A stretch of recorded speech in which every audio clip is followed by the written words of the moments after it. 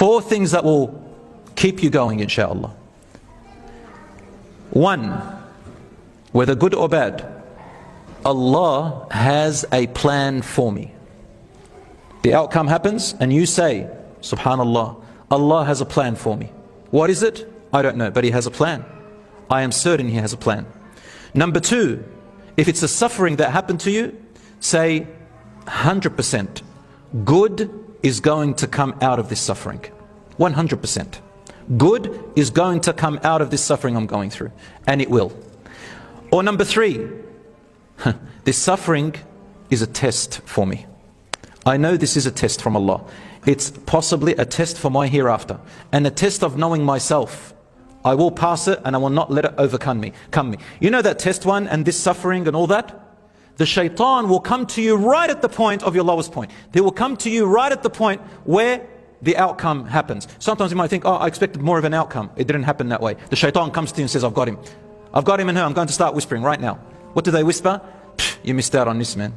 You could have done that. You're a failure. You had this opportunity. Your friend does it. You missed out. What are you doing? You're a failure. I told you you're a failure. You would have been whispering like that. Or if you failed, says, I told you you're not good.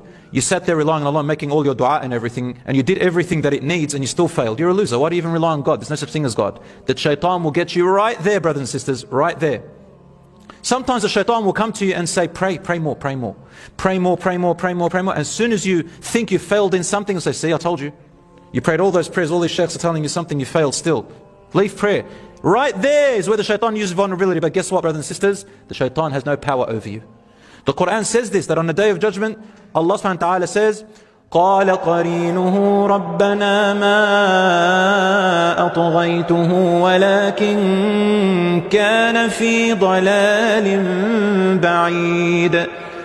His own or her own shaitan that is born with him, the qareen, will say on the day of judgment, oh my Lord, I did not make them go astray. But he or she was too far. They already thought bad about themselves. They were too far away. They were diving way far away. I just whispered and they listened. In another verse, the shaitan says, Iblis himself stands in hellfire and makes a khutbah, a sermon, and says to everybody in hellfire, hey everyone, let's make a deal right now. I know you're all going to blame me. Let's just agree. I don't blame you. You don't blame me. Every man to himself. I just called you and you listened.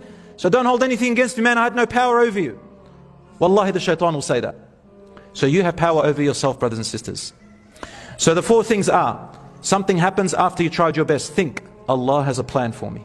Number 2, good is going to come out of this suffering.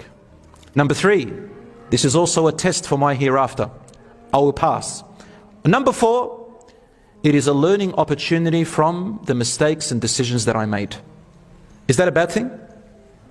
Is it a bad thing that if you learn from your bad decisions? Is that a bad thing or a good thing? Can you imagine everybody making perfect decisions? Is that possible? That's impossible. You're not meant to. So Allah subhanahu wa ta'ala makes us deliberately fail. Why? So we can learn.